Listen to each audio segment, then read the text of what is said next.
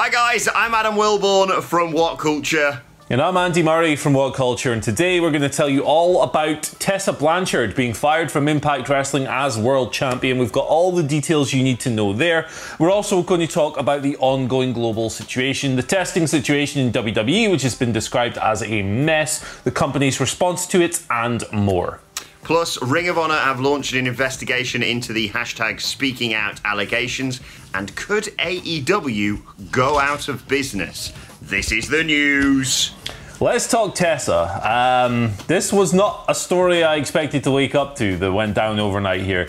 Tessa Blanchard has been released from Impact Wrestling and stripped of the promotion's World Championship in the process. The company released the following statement last night. Impact Wrestling has confirmed that it has terminated its relationship with Tessa Blanchard and stripped her of the Impact Wrestling World Championship, and that's the extent of it. So, Blanchard was scheduled to defend her belt on the upcoming Slammiversary pay-per-view. I believe it's July 18th. Her opponents were Ace Austin, Trey Miguel, Eddie Edwards and Michael Elgin, who is currently suspended pending an investigation. Remains to be seen what the promotion is going to do with that match. They haven't announced anything, but it's on the docket at the very least. They'll have to alter a few things here and there. Now, there's a lot to dig into with regards to Tessa's release. There's a lot to unpack, and her future situation is now very cloudy. Fightful have come through with some details on it. They say that Tessa's contract was supposed to expire on the 30th of June anyway. So what the situation was, they were trying to reach a working agreement with her, presumably to work the Slammiversary pay-per-view, come in, lose the belt and so forth, but that couldn't be struck. Now, there are some other details here from PW Insider as well. Blanchard has been stuck in Mexico since the global situation, since the health crisis kicked in. She's staying with her boyfriend Daga, who is also an Impact Wrestling superstar.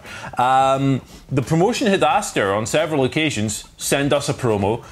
Send us some interview content for like a little sit-down thing we're going to do on the 1st of June episode of the show. She failed to do this on several occasions. They were expecting these videos from her. They never got them. There was no word of why. She just didn't do it. This led to the 1st of June episode of Impact needing to be like recut, reshot. Need to do some new voiceovers with new hosts. They had to reconfigure a whole batch of the show. PW Insider described the relationship between Tessa and Impact as having become increasingly icy in recent weeks. It's not the first behavioural issue we've heard of Tessa, unfortunately. There's all kinds of stories going back years and years and years. There's one that might just be hearsay about her angrily showing up to the Performance Centre to confront Ricochet when she wasn't even part of WWE or even kind of like on the roster of regular enhancement talent or anything. Of course, earlier this year, there was also the racism scandal as well, with multiple people coming forward alleging an incident in 2017 that went down in Japan. All kinds of stuff there. Her response to it wasn't exactly the most, how do we put it, it wasn't good. That's what we'll say. It wasn't good because it wasn't a particularly considered response, unfortunately, from Blanchard to all that. Now, her future is now in a very interesting place. She is obviously a phenomenally talented person. She's a tremendous pro wrestler. I think if you were to list a top 5 women's wrestlers in North America, you'd be nuts not to have her on there. She's tremendous across the board. And, you know, from talent perspective, winning the Impact World Championship was certainly justified. However, she did this just a couple of days after the racism scandal emerged, so the promotion stood by her through this, right? They maintained their push. They put 2 years into building her up as what they viewed was a credible world champion, and it's all just kind of blown up in their face now. Now, who's going to touch her going forward now that she's a free agent is the question, because she's great, she's excellent, but WWE have apparently had these behavioural issues with her in the past. Are they going to look at this person and go, well, maybe not? AEW also, you know, they will not necessarily be looking at someone with this behavioural record and going, yeah, bring them in despite her obvious talent. Now, also at the moment, there's great upheaval around the world, and, you know, racial issues are being pushed to the forefront. You can't necessarily just sign somebody who's been accused of straight up racism during a time like this without attracting considerable flack. So the question wrestling promotions will be weighing up in their minds is this worth it? Has it passed? All this stuff. My gut tells me that the answer to that would be no. It's worth mentioning, however, that Tessa is still only 24 years old, so she does have a long time ahead of her, a long career ahead of her to grow and, you know, make incidents like this a thing of the past. But it's a tricky situation. She's gone, almost unprecedented. We've had a few examples of world champions being fired before. Ric Flair as WWE champion in 1991 is the most notable example. But Adam Wilborn, this thing is a goddamn mess. Yeah, I'm simultaneously shocked and not surprised whatsoever by this story. I am shocked, obviously, that Impact have fired their current world champion, but like you say, considering Tessa Blanchard's track record and the fact that one of the main stumbling blocks, obviously the contract was probably going to be the biggest issue, but one of the stumbling blocks is not sending promos or interview content when you're stuck at home during the ongoing Global Bastard. Like, what else? What better things have you got to do? I'd send people promos today because and I've got a job. You know, I've got stuff to do. It's insane. You know, and it's like you say, it's kind of reflective on a woman who perpetually seems to shoot herself in the foot with this industry. Impact put their faith in her as world champion despite all the stuff that you mentioned there, and she's just destroyed any relationship she had there. And like you say, it's not like, as much as, you know, there are other companies that are larger than Impact Wrestling, it's not like she can just waltz straight into there. You mentioned WWE, obviously Tully Blanchard is in AEW, but considering the black cloud that hangs over Tessa Blanchard, I don't see them immediately deciding to sign her up. And then you're looking at what? Other indie promotions? Well, they're not doing anything right now. Insane that this has come about, and then yet simultaneously, as I said, not surprising whatsoever given her track record. But let us know in the comments what you think is going to happen next with her, because like you say, she's phenomenally talented, she's young.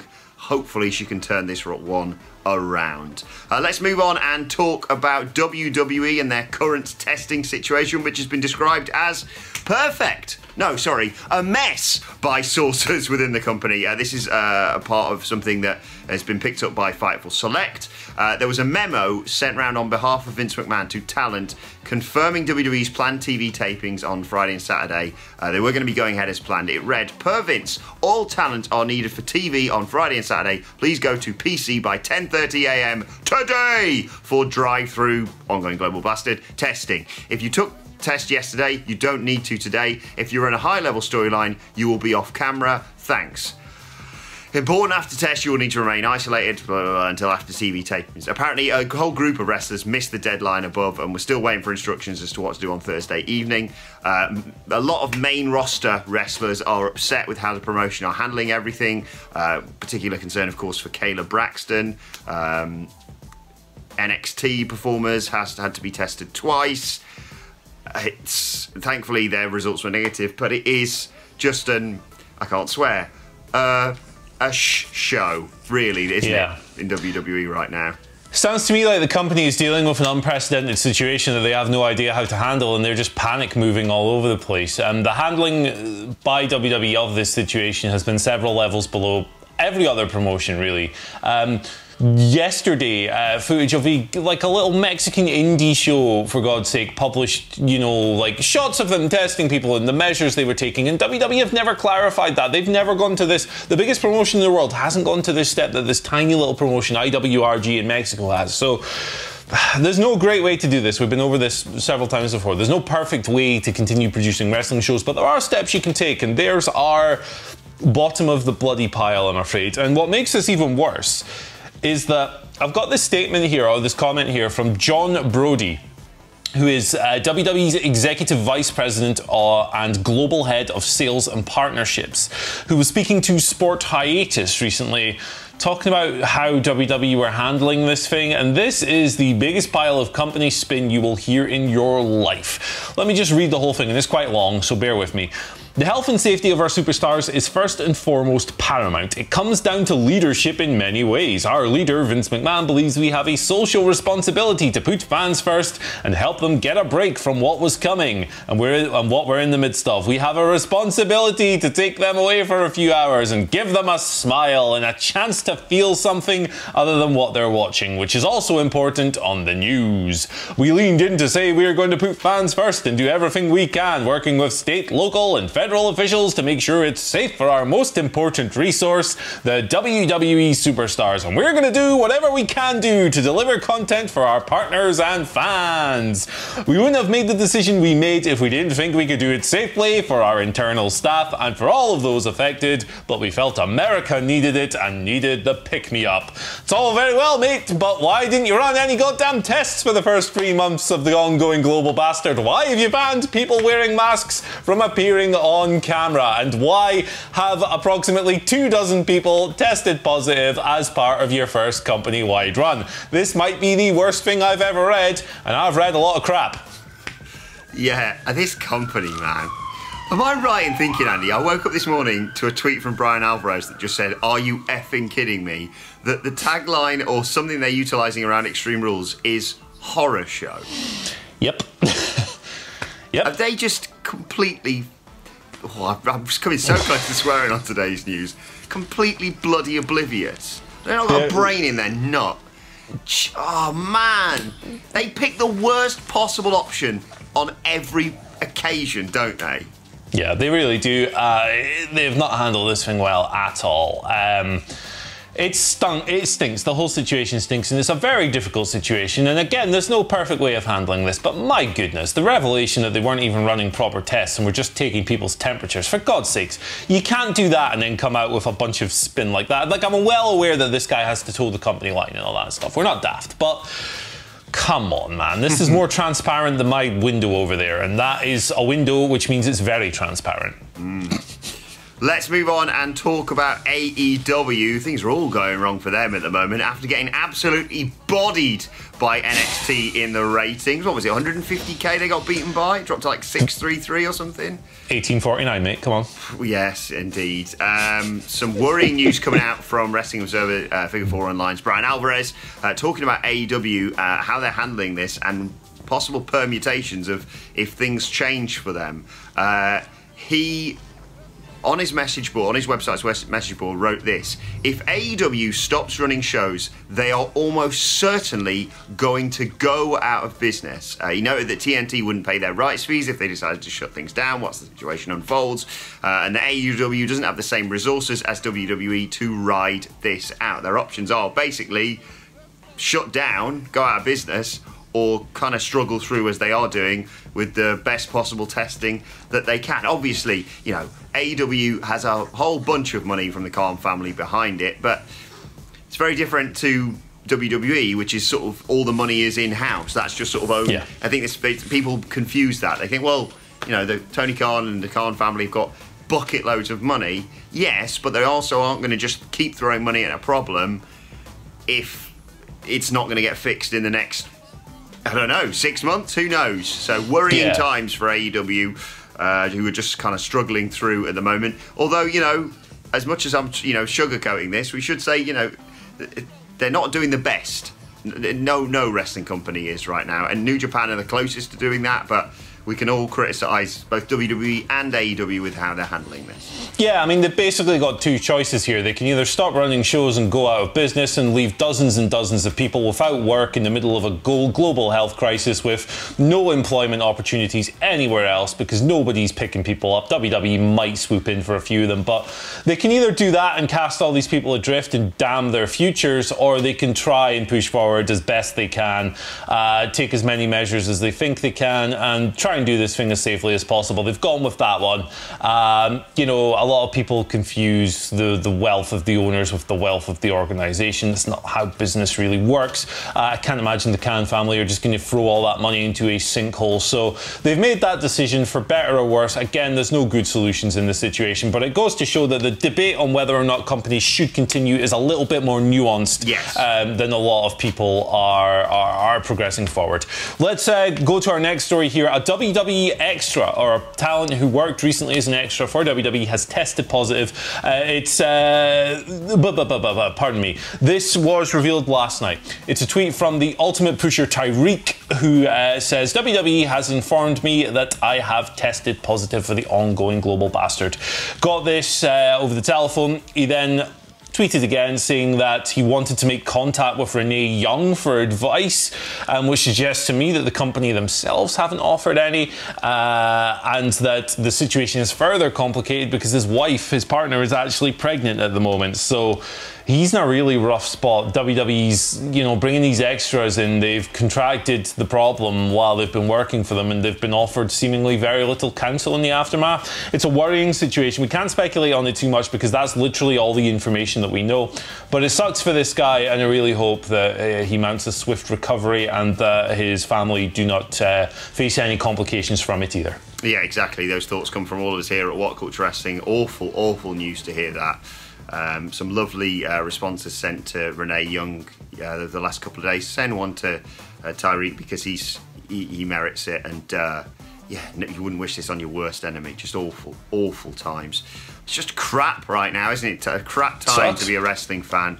And I'm going to update you now on Ring of Honor's response to the hashtag speaking out allegations. Of course, their head booker, Marty Scurll, implicated in that recently. The promotion released a statement about an internal investigation they are launching as a result of all that. It says, at Ring of Honor, we pride ourselves on the respectful and inclusive environment we have built, one that ensures all employees can work in a place where they feel safe and respected. We take these matters extremely seriously and have a zero-tolerance policy when it comes to this type of behaviour. Ring of Honor has launched an immediate investigation into the claims made against its currently contracted wrestlers. We will update you on our investigation once it concludes. As with all of these stories, people are so brave to be a part of this hashtag speaking out movement, and it's not really our place, Andy, to speculate on any of these allegations. No, absolutely not. It's about listening to the victims and learning and opening your ears and showing empathy and moving forward and hopefully purging this awfulness from the business entirely, if that's possible. Indeed. Right, let's move on to your Twitter questions at WhatCulture WWE, of course, if you want to get in touch with us. First question today comes from Mark Lee Willis, who says, morning, guys. Morning, Mark. Morning, Mark. Is there anything that happens all the time in matches that you would ditch/improve upon? Possibly unpopular opinions only. Mine would be the quick alternative pinning sequences in matches. Oh, there's a lot. Bye slaps would be one. Randy Orton, shout outs.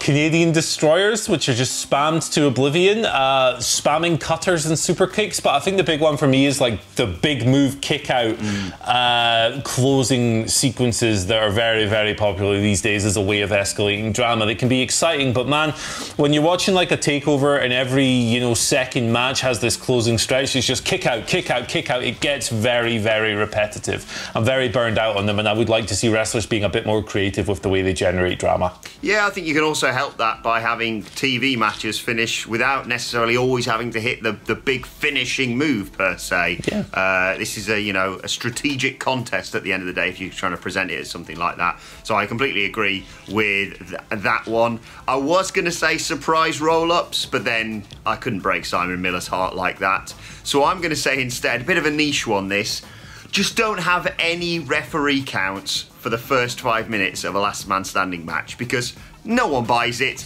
And if the argument with pinfalls early on in matches is you're trying to sort of sap your opponent's energy, you are literally giving your opponent 9 seconds to recover. And yeah, the first 5-10 minutes of a last man standing match are bloody boring as a result.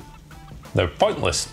But let us know. I'm sure this is going to be going mad in the comment section. Let us know the tweaks that you'd have. Maybe we'll do a separate podcast all about this topic, because I guarantee the Dudley boys would have something to say on this one. Second question today comes from Daniel Bishop Petrick, who says, is Taz becoming AEW's Paul Heyman? He has the cred, he has the background, he has the mic skills, he's elevating his guy. What do you think? Well, he's my best friend, Daniel. We are so close on Twitter. We DM each other at least once every 6 months. But what do you think, Andy Murray? Yeah, I like it. I like the comparison. He has that realness, that legitimacy as well that really comes across when he's speaking. Taz, I have been blown away by Taz. Like, I'm not even exaggerating. I've been blown away by Taz as a manager so far. What have we been doing? What has wrestling been doing with this guy for the past 20 years? How have we let this just incredible talker not be a great manager? Like, he's had periods where he's been like a really good commentator and stuff, and I know he was a manager for a while in Impact, but not to this level. I'm scared of this dude when he talks, and he's doing great stuff for Brian Cage, who is phenomenally talented but not necessarily the best promo. It's crazy. Like, Taz feels more threatening than he has probably since he choked Kurt Angle out in 2000 in Madison Square Garden. It's phenomenal, and I really hope it continues, because the just kind of shouting down the microphone in Brooklynese, as I've seen it dubbed, it's the best thing ever. I love it. A big fan of the Taz. Yeah, we'll have to try and get Taz back on the channel, because he was great to chat to before, and I'd love to find out what things are like for him in AEW, because like I said, they're doing sensational things with him. Shout out to that time. I loved his reveal when he was found out to be an Aces and Eights in TNA, by the way, when he's at a wedding, goes, whoa, is it hot in here? Brilliant stuff. But hopefully, yes, we'll try and just spam him on Twitter that we want to interview him again. Yeah, he'll love that. Annoy him. That's how it works nowadays with our interviews. Right, final question today comes from Jason Sawatka. By the way, I'm going to ask Jason's question in a second. The Mike Chioda thing, I haven't forgotten. We've had some technical issues. It is still coming. Jason Sawatka gives us our final question of the day, saying, with WWE paying tribute to The Undertaker on SmackDown this week, do you guys think this could lead to one last match for Taker? I would love to see Bray versus Taker at SummerSlam. Who would you guys want him to face in his final match? I think he will have another match, but I don't think it'll necessarily happen as a result of what's happening there, and I don't think it'll happen as soon as SummerSlam in the wake of all the stuff that went down on the last ride. The thing I learned the most from the last ride was that while we can never really take these, I'm retired things seriously from a professional wrestler, because Terry Funk, like I've said before, he has these periods, The Undertaker, of going, nope, I'm done, I'm done, I'm done, I'm done, I'm done. And then he stays that way for about 5-6 months and then goes, kind of got the itch again, brother. Let me get in the ring. Let me run these ropes. Let me do some leg drops and stuff and see what I can still do. So I think that'll come around again. I think he'll have another match, but I think it'll be another cinematic match. Bray Wyatt would make a sensible opponent for that. Bray Wyatt works very well in that environment. I think that'll go down, but not until next year. Yeah, I don't see him stepping back in between the ropes to wrestle for some of his final matches until crowds return. I think that's the one thing he's really missing. I've not got around to watching the final episode of The Last Ride, but I watched the 4th episode last night and was astonished to see him walk back through the curtain after Extreme Rules, after the Graveyard Dogs, and basically go, right, that's me, I'm done. I can feel, sense, I love doing this, but I can just sense that my body is finally giving up on me. I can see him having a few more matches, probably against Bray, maybe to sort of correct that. But I think if I was going to have a final match, there's a brilliant podcast, if I do say so myself, between myself and Hamflet talking about The Undertaker's retirement, available right now wherever you get your podcast from. Just search for WhatCulture Wrestling. And Hamflet convinces me that if he is going to have one more match, as much as I'd love to see him, face John Cena properly or whatever, my worries, having re-watched as part of the documentary, the god-awful Saudi matches, is just if things go wrong, they can go very wrong, and you'll taint that final match sort of thing. Just have another Graveyard Dogs match, because it was epic. I need to go back and watch that. I realised, seeing the clips, just how mint that match was. So it's amazing. I'm going to go back and watch that. But yes, I do see him having another match, but I sense they're going to probably tease something because they're doing the thing tonight on SmackDown. If you want to hear our thoughts on it, SmackDown preview a little bit later on today, myself and Michael Sidgwick. Let's quickly move on to today's, and finally, shout out to the guys, by the way, over at Reddit Squared Circle. Let's try and get that over 500,000. We're on 497,000 right now. We can surely get that past 500,000. Go on there, get on Reddit for that, because I just want to show you this. It's really silly. It's just a photo of The Rock and a member of the cast members of Star Trek Voyager, and he's got that weird stuff on his head. I don't know what it is. I don't watch Star Trek, but I just thought it looked mint.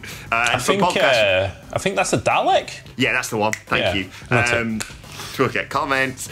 And for the podcast listeners who are like, I can't see that, go and check on our Twitter. I'll post it on there. I can't see it. What am I going to do? At WhatCulture WWE. We need something like that just to stick a smile on your face, especially after this week. Right, let us know your thoughts on that and all today's news stories in the comments section below. Don't forget to like, share, and subscribe. And subscribe to WhatCulture Wrestling on either iTunes, Spotify, or wherever you get your podcasts from. As I said, make sure you subscribe to WhatCulture Wrestling for daily wrestling podcasts. And you can let us know your thoughts on Twitter at WhatCultureWWE. Watch there, follow both of us. You can follow Andy Murray at Andy H. Murray. The H stands for Heavenly Nectar. Gonna need some of this big juicy, I think, after the week we've had in wrestling news. So enjoy yourselves this weekend. Have a beer. Exactly. You can follow me at Adam Wilmore. Follow us all at WhatCultureWWE, as I said. But for now, my thanks to Andy Murray. Thank you for joining us, and we will see you soon. Oh, that's horrible.